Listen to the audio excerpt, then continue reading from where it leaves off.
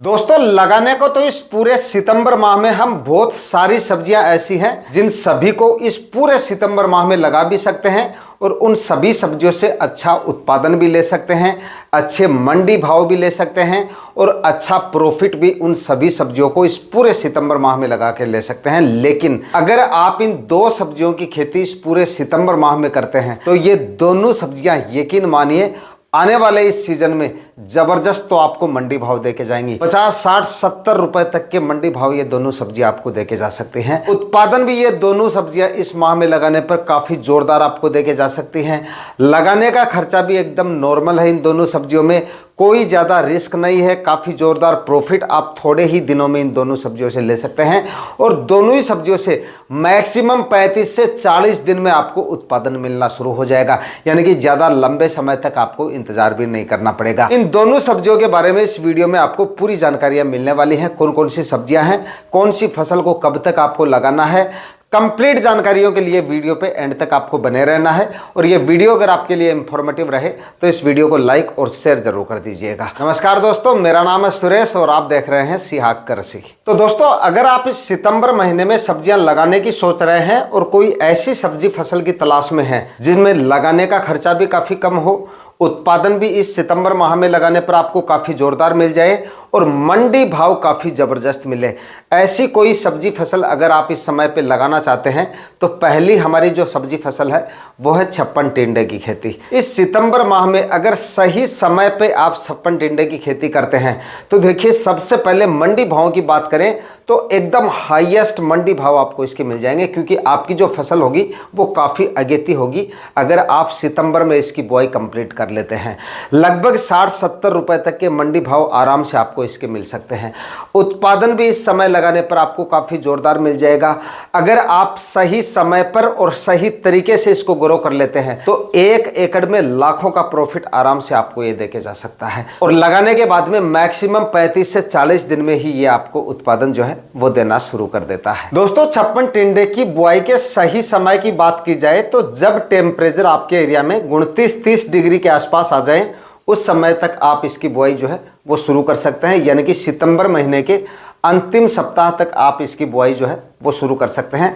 उसके बाद में 15-20 अक्टूबर तक भी अगर आप छप्पन टिंडा लगा देते हैं तब भी आपकी फसल काफ़ी ज़्यादा अगेती होती है और तब भी आपको काफ़ी ज़ोरदार मंडी भाव मिल सकते हैं। सबसे अगेती अगर आप लगाना चाहते हैं तो सितंबर के अंतिम सप्ताह से लेकर और अक्टूबर के पहले सप्ताह तक आप इसकी बुआई जो है वो कंप्लीट कर लें। शानदार मंडी भाव आने वाले सीजन में मिल जाएंगे और शानदार उत्पादन इस समय लगा देंगे तो आपको मिल सकता है छप्पन टिंडे की फसल से। छप्पन टिंडे की बुआई से पहले लगभग 4 ट्राली सड़ी हुई गोबर की खाद डालें और उसके बाद में 3-4 बार जमीन का कल्टीवेशन करें। और 3-4 बार नहीं तो 2-3 बार तो जमीन का कल्टीवेशन आपको करना ही है, ताकि मिट्टी अच्छे से भुरभुरी हो जाए और ज़मीन आपकी अच्छी तरह से तैयार हो जाए, ताकि जड़ से संबंधित बीमारियां आपको कम से कम देखने को मिले और जो बेड बनाएंगे आप, बेड की क्वालिटी भी काफ़ी अच्छी बने और उत्पादन आपको काफ़ी बेहतर मिल सके।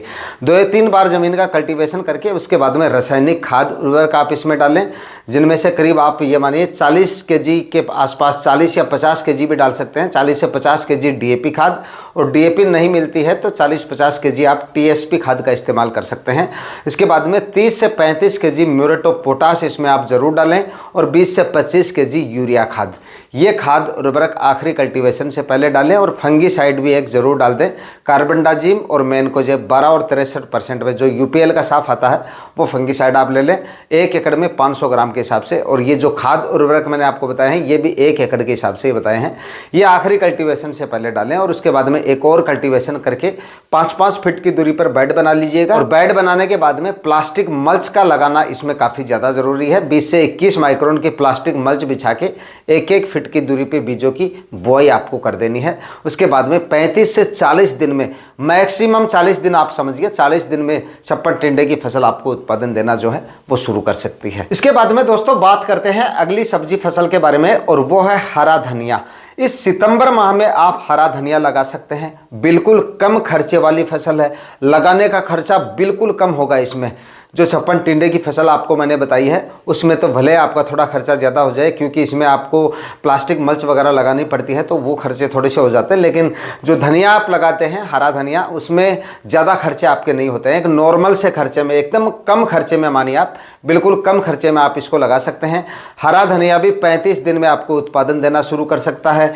और उसके बाद में मंडी भावों की बात करें तो कम से कम 70, 80, 90 रुपए तक के मंडी भाव इस समय पे लगाए गए धनिया के आपको मिल सकते हैं। बेहतर मंडी भाव अगर आपको इसके लेने हैं तो अब आपको इसकी बुआई जो है वो जल्दी करके कर देनी है। जितनी जल्दी आप इसकी बुआई करेंगे उतने ही बेहतर मंडी भाव आपको आने वाले सीजन में मिलेंगे। तो हरा धनिया लगाकर भी किसान भाई इस समय पे काफी जोरदार मंडी भाव और जोरदार उत्पादन की वजह से काफी बढ़िया कमाई आने वाले इस सीजन में जो है वो कर सकते हैं। दोस्तों, हरे धनिये की खेती आप किसी भी विधि से कर सकते हैं। फव्वारा विधि से भी कर सकते हैं, क्यारियां बना के भी कर सकते हैं, नालियां बना के भी आप इसको लगा सकते हैं। दूसरा, बेड बनाकर भी आप इसकी खेती कर सकते हैं। बेहतर उत्पादन और उत्पादन की क्वालिटी अगर आपको अच्छी लेनी है तो बेड बनाकर अगर आप इसकी खेती करेंगे, ड्रिप इरिगेशन अगर आपके पास में है तो आप बेड बना के इसकी खेती कीजिएगा।